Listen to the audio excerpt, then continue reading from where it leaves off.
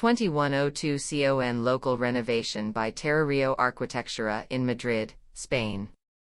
The project comes from the need to extend an urban dwelling, which due to its location could not grow any further, but in which the client demanded a series of spaces that he was missing: an office for teleworking, storage room, games room, library, party and meeting room, etc.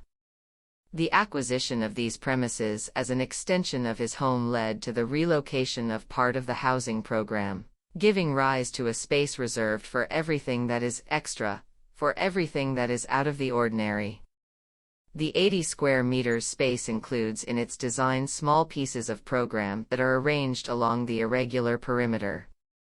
This generates a large multi-purpose central room in the interior, which is shown off according to its character: wood for the kitchen, doors concealed in paneling for the storage room and bathroom, and glass for the offices.